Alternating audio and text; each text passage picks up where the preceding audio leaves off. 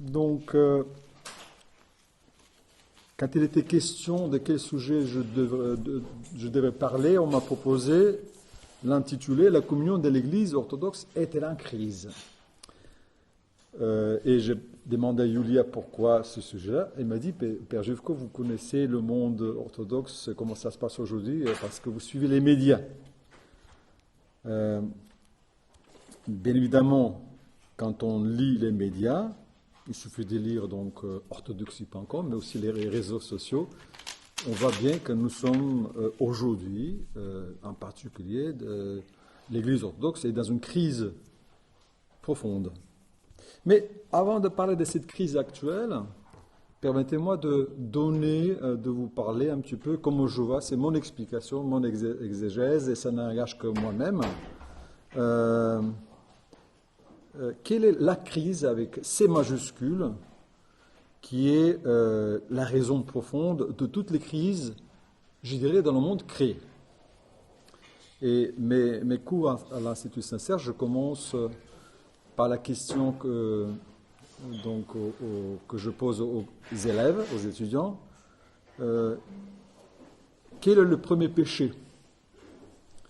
Bien évidemment, dans la plupart des cas, on ne parle que sur le péché d'Adam et Ève, mais comme vous le savez, ce n'est pas le premier péché de la création. Le premier péché de la création, c'est la chute de Lucifer. Lucifer, qui était le premier parmi les anges, le plus beau. Et puis, ça reste toujours un mystère, mais j'ai essayé un peu de donner l'explication pourquoi, enfin, comment la chute de Lucifer s'est faite et pourquoi. Et il me semble que, c'est mon opinion, mon avis, que Lucifer, à un moment donné, il a arrêté de voir Dieu comme la Sainte Trinité. Mais il a vu Dieu comme un pouvoir absolu. Lorsqu'on voit Dieu comme Sainte Trinité, et on est en relation avec un être donc, qui est un, mais en même temps trois personnes, où chaque personne vit, existe comme personne, en relation avec l'autre. Je suis père parce que j'ai un fils. Je suis fils parce que j'ai un père. Je suis l'Esprit Saint parce que je procède du Père par le Fils. Mais lorsqu'on voit Dieu comme un pouvoir absolu, il y a trois façons d'agir. Soit on se cache dans les ténèbres plus profondes, bien on devient esclave, ou troisième option, c'est devenir nous-mêmes, enfin moi-même, le pouvoir à la place du pouvoir absolu. C'est ce qu'il a essayé. D'où je tire cette conclusion, parce que quand on lit dans la Genèse la tentation d'Ève, lorsque Lucifer, sous forme de serpent, tente Ève, qu'est-ce que ce serpent propose à Ève? Il propose la chose suivante. Il propose en fait la même lecture, la même vision de Dieu que lui a de Dieu. À savoir, il dit à Ève, tu vois, au milieu du paradis, l'arbre de la connaissance du mal et du bien, et Dieu vous a interdit de manger de ce fruit, parce que si vous en mangiez, vous seriez devenu Dieu. C'est-à-dire quoi? Ça veut dire qu'il présente Ève à un Dieu qui a un pouvoir qui ne veut pas partager ce pouvoir avec autrui. Donc à cause de ça, la raison de la chute, c'est la première crise, si on parle de la crise de la création, la raison de la première crise, c'est donc voir et donc Dieu comme pouvoir, et la tentation de pouvoir, c'est à l'origine de toutes les crises. C'est pour cela, n'est-ce pas, le Christ, qu'est-ce qu'il fait? La deuxième personne de la Sainte Trinité va devenir esclave, il devient fils de l'homme, il va dans cette kénose, il se chaigne, n'est-ce pas, devenir le plus petit, il va devenir serviteur de tous les serviteurs. Il dit aux apôtres, si vous voulez, celui qui veut être premier, il faut qu'il soit dernier. Il lave les pieds. Et donc, il renverse cette situation pour rétablir cette vision. Et donc, la remède de toutes les crises, c'est cette humilité. Donc, je résume pour ceux qui viennent d'arriver là.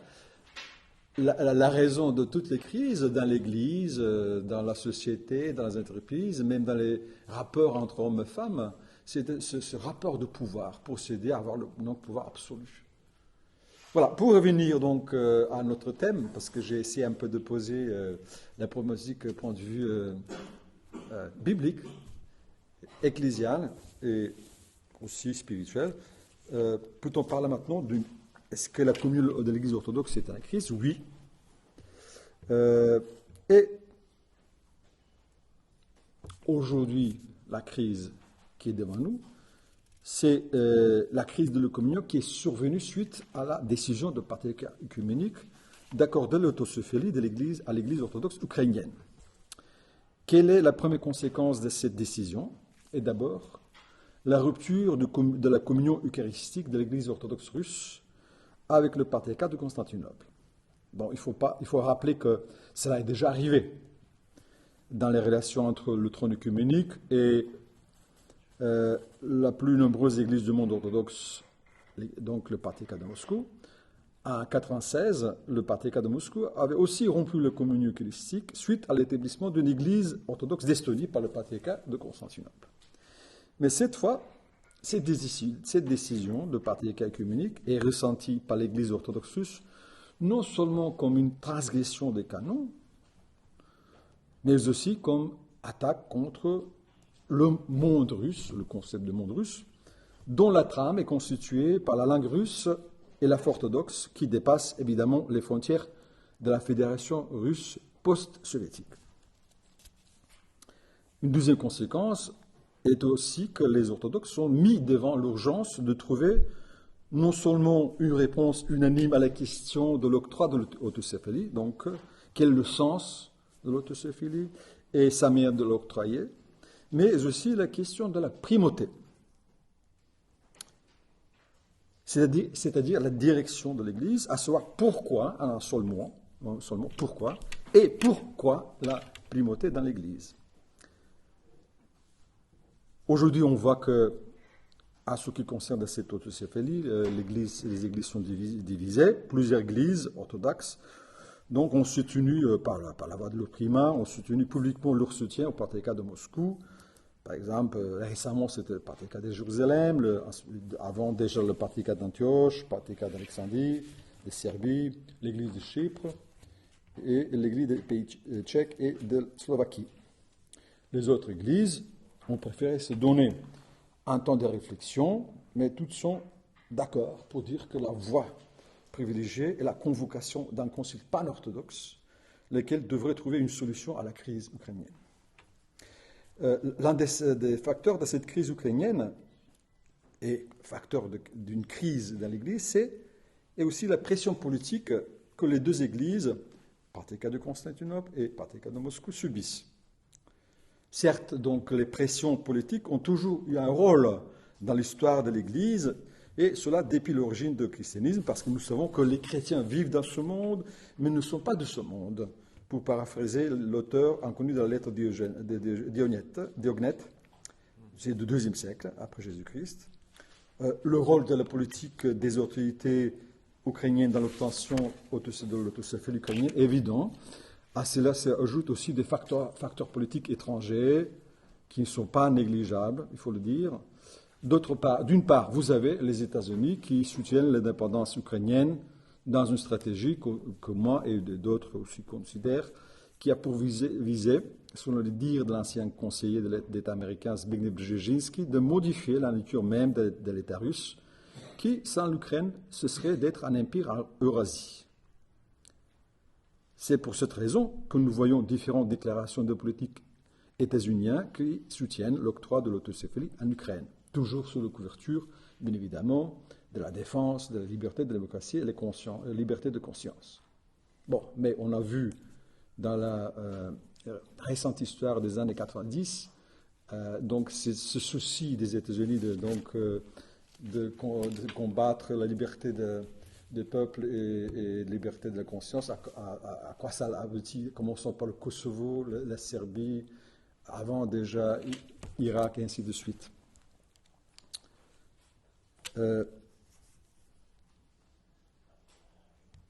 Pour les autorités ukrainiennes, avec Poroshenko, parce que nous avons maintenant un nouveau président, évidemment, l'autosophélie d'une église sans la tutelle de Moscou était une condition sine qua non de l'indépendance de l'Ukraine, mais aussi un excellent moyen de gagner les élections présidentielles, au moins ce qu'il pensait. Il a perdu donc les élections. Et pendant cette campagne électorale, avant les élections en Ukraine, on voyait le long des routes les panneaux d'affichage avec l'inscription signée par Petro Poroshenko, donc une église indépendante, garantie d'indépendance. Bien évidemment, avec l'élection du nouveau président Zelensky, la pression politique sont de moindre ampleur. La Russie, de son côté, de même que l'Église orthodoxe russe, défend ce qu'on appelle le monde russe, qui dépasse, bien évidemment, les frontières de la fédération russe actuelle, grâce à la langue russe parlée dans les pays ex-soviétiques et la présence de la juridiction de Patriarcat de Moscou dans ces mêmes pays. Donc, c'est pour cette raison, lorsque le 11 octobre, le Patriarcat œcuménique a annoncé son intention de donner d'octroyer l'autocéphalie, le 15 octobre, le Patriarche de Moscou a convoqué un concile pan-russe à Minsk, en Biélorussie, ce qui n'est pas l'État, donc la Fédération de Russie, pour marquer le territoire. Non, c'était prévu avant. C'était prévu Après. Oui, tout à fait. Donc, les autorités étatiques russes, quand ils ont entendu l'intention, ont aussi réagi, voyant dans les événements qui se déroulent en Ukraine, une menace pour la sécurité nationale. Donc le 12 octobre, le Conseil de sécurité de la Fédération de Russie a réuni ses membres pour examiner la situation de l'Église orthodoxe russe en Ukraine et son devenir. Et 3 parmi eux qui ont été convoqués, bien évidemment Vladimir Poutine, mais aussi Nikolai Patrushev et Alexandre Bortnikov, qui tous les 3 avaient dirigé le FSB, donc le KGB. Donc ces engagements et le soutien des États russes et ukrainiens pour défendre l'indépendance de leurs églises peuvent être aussi vus comme un glissement vers ce que j'appelle l'autocéphalisme orthodoxe du XIXe siècle. Donc aussi qui est une manifestation de cette crise dans laquelle notre Église orthodoxe se trouve. Et qu'est-ce que c'est autocéphalisme? Voilà, permettez-moi de m'expliquer. Il faut tout de suite souligner la différence entre l'autocéphalie et l'autocéphalisme. L'autocéphalie est l'expression du caractère conciliaire d'une église locale, à savoir le droit des évêques dans un territoire, qui peut être une unité administrative dans l'Empire romain, une province, un royaume ou un État national, circonscrit par des données empiriques, selon le principe d'accommodation, ou les anciennes coutumes, de choisir leurs collègues sans ingérence externe, y compris le primat, et par conséquent de s'occuper de ses affaires pastorales, disciplinaires ou financières sans ingérence d'une autre Église. Donc, une petite remarque historique, l'adjectif autocéphale ne se retrouve pas dans le corpus canonique de l'Église orthodoxe, mais il est utilisé pour la première fois au VIe siècle par l'auteur byzantin Théodore le Lecteur pour l'Église de Chypre, à laquelle le canon 8 du 8e Concile œcuménique avait octroyé le droit d'ordonner ses propres évêques, y compris son primat. L'autocéphalisme est, d'autre part, n'est rien d'autre que l'instrumentalisation de l'autocéphalie à des fins politiques. Ainsi, à partir du XIXe siècle, l'autocéphalie est devenue synonyme de l'Église nationale. L'Église autocéphale est alors comprise comme une condition sine qua non de la souveraineté des États et des nations. Et cet autocéphalisme a abouti à une hérésie de philétisme condamné par le Concile de Constantinople de 1872 qui préconisait l'organisation de l'Église sur le principe d'appartenance ethnique et nationale. Et quand on lit, donc encore une fois, pour revenir à l'ex-président de l'Ukraine Petro Poroshenko, sa déclaration concernant la décision de Saint-Synode de Patriarcat œcuménique de 11 octobre, il est impossible de ne pas voir un discours pleinement autocéphaliste et philétiste. La question, je cite, la question de Thomos et de l'autocéphalie va bien au-delà de la vie de l'Église, puisque l'État y a adhéré. C'est une question de notre indépendance, c'est une question de sécurité nationale. Le Thomos est en réalité un autre acte de déclaration d'indépendance de l'Ukraine. L'Empire russe est en train de perdre l'un des derniers leviers d'influence sur son ancienne colonie. Bon, il faut brièvement dire que malheureusement, presque toutes les églises orthodoxes des Balkans, sauf l'église orthodoxe serbe, sont passées pendant un certain temps par le schisme philétiste. L'église grecque pendant 17 ans, l'église roumaine 21 ans, l'église bulgare 72 ans, l'église albanaise 15 ans. Voilà. Ce qui, en fait, Poroshenko a rappelé dans le même discours que je viens de citer. Par la providence divine, tous les pays orthodoxes qui ont acquis leur indépendance avaient créé leur propre église locale. Ce fut le cas en Bulgarie, en Grèce, en Géorgie, en Serbie, à Chypre, en Roumanie et Russie. Maintenant, notre Ukraine les rejoint. Voilà. Quelle est la troisième conséquence de cette décision? C'est la mise à jour de la crise de la notion de primauté dans et au service de la communion des églises orthodoxes. Si la question de la primauté dans l'Église universelle a divisé orthodoxes et catholiques à travers le second millénaire, la crise ukrainienne fait apparaître deux compréhensions de la primauté au sein de l'orthodoxie elle-même. Donc non seulement que nous avons un problème de compréhension de primauté entre nous, enfin les orthodoxes et les catholiques, mais maintenant nous avons entre nous les orthodoxes. Bon, une petite présentation des présupposés ecclésiologiques concernant la vision orthodoxe de la primauté. Donc, pour les catholiques, la primauté est vue comme une institution iure divino et émanant directement de la primauté de Saint-Pierre dans le collège des apôtres. Le pape seul confirme les décisions des conciles, tant locaux qu'œcuméniques. C'est lui qui donne son accord à chaque nomination épiscopale et qui incarne l'intégralité du pouvoir ecclésial. Une telle primauté n'a jamais existé dans la tradition orthodoxe. Chez nous, il y a ce qu'on a un ordre, taxis, qui est établi, et par cet ordre, par lequel l'un des primats dispose de la première place. Quels étaient les critères qui permettaient qu'un siège occupe cette première place, tant au niveau régional qu'universel? Le premier critère important fut la fondation apostolique d'un siège. Ainsi, pour permettre l'ascension de Constantinople, on a avancé l'idée que c'est le saint apôtre lui-même qui a fondé l'église de la ville de Byzance, avant de devenir la ville de Constantinople. Bon, la plupart des historiens aujourd'hui sont d'accord pour dire que la première pénétration véritable connue du christianisme à Byzance se place vers la fin du IIe siècle. Quant au premier évêque byzantin connu, il est venu dans les premières années du IIIe siècle, au plus tard dans les premières années du IVe siècle. Le deuxième critère, pour ce critère, évidemment, ce n'était pas pris en compte pour Jérusalem, qui est 12 fois apostolique, c'est-à-dire que c'est le lieu de la mort et de la résurrection de Jésus-Christ. À cause de ça, il y a un deuxième critère qui était décisif dans l'attribution de la primauté, et ce critère est de l'importance politique, culturelle et financière de la ville, du siège épiscopal.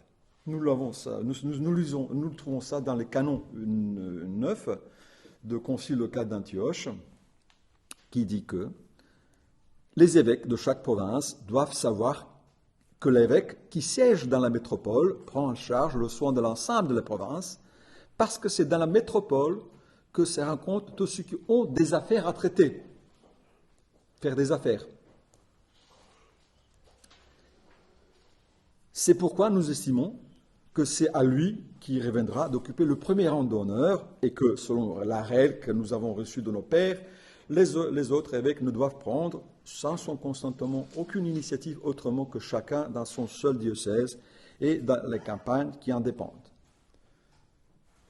Ce principe est présent aussi dans le canon 28 du 4e Concile œcuménique qui donne le même privilège à la nouvelle Rome qu'avait l'ancienne Rome. Et donc, je résume. Comme les pères avaient accordé la préséance au siège de l'ancienne Rome, parce qu'elle était alors la ville impériale, la même préséance est donnée au très saint siège de la nouvelle Rome, pensant que la ville honorée de la présence de l'empereur et du Sénat jouisse des mêmes privilèges d'honneur que Rome, l'ancienne ville impériale.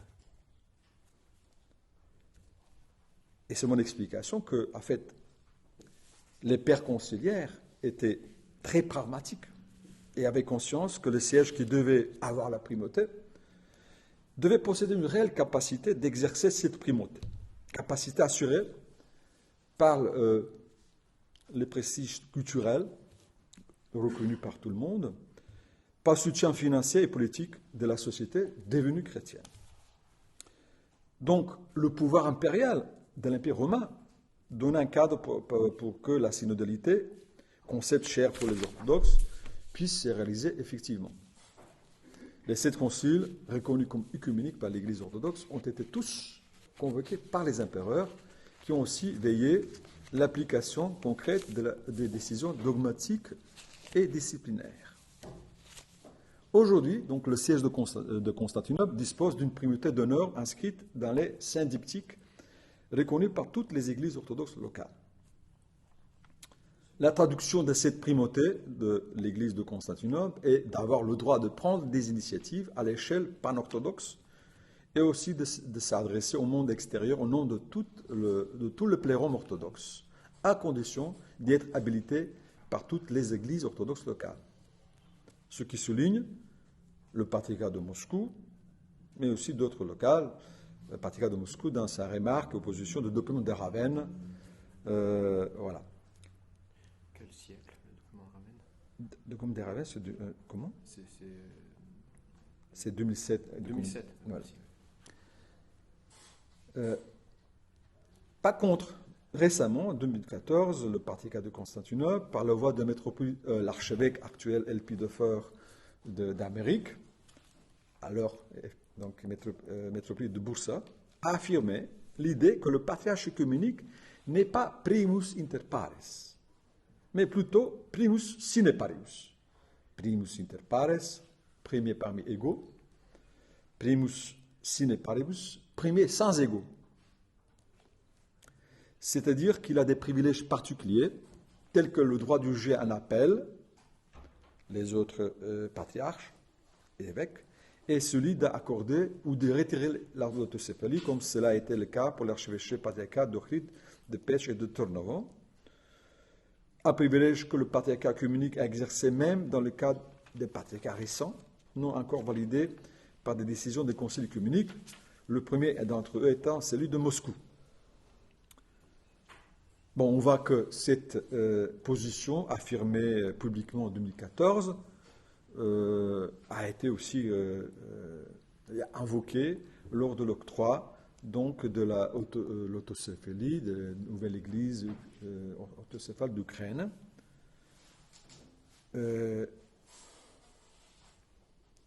Et cela, évidemment, n'était pas accepté par toutes les églises, parce que d'abord, l'église orthodoxe russe,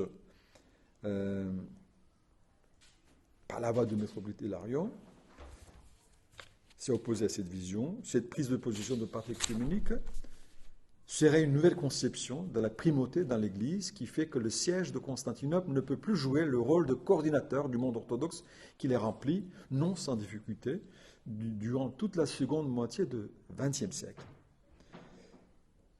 Et il rajoute, comme centre de coordination pour les églises orthodoxes locales, le patriarcat de Constantinople s'est auto-liquidé. Nous avons la même attitude au sein de l'Église orthodoxe serbe. Ainsi, le métropolite de Monténégro, Amfiloch, se montre critique contre les actions de patriarcat de Constantinople, qui, pour lui, auraient pu avoir un sens pendant l'époque constantinienne dans l'histoire de l'Église et qui est maintenant terminée. D'après lui, la solution serait que l'Église retourne à sa structure pré-impériale, sans imiter ce qui s'est passé dans les siècles passés, lorsqu'il y avait symbiose de l'État, de l'Église et du peuple. Elle doit revenir à la structure qui existait avant l'empereur Constantin. Et ayant une attitude de respect envers ce qui s'est passé après, mais en se limitant pas seulement à l'expérience historique, c'est que l'Église a vécu lors de la période impériale doit être laissée au passé. Voilà, donc, Je voudrais bien un peu commenter avec la position de Monseigneur Amphiloque, Hilarion. Je ne suis pas tout à fait d'accord qu'on doive et on puisse retourner à l'état donc avant Constantin. Si j'étais pas clair, j'essaie encore une fois d'expliquer. Je pense que la question du primauté, nous avons besoin d'une primauté. Parce que sans la primauté, il n'y a pas de conciliarité. Ça, c'est évident. Mais la question, comment, qui doit être premier? Donc, c'est ce que j'avance comme thèse, et c'est moi qui l'ai dit. La primauté est telle qui est reconnue en tant que telle par la communauté, enfin les églises. Donc, cette église qui a la primauté devra avoir ce privilège, cette autorité, mais aussi doit avoir la capacité vraiment de donner un cadre, je dirais, matériel, pour que cette conciliarité s'exprime.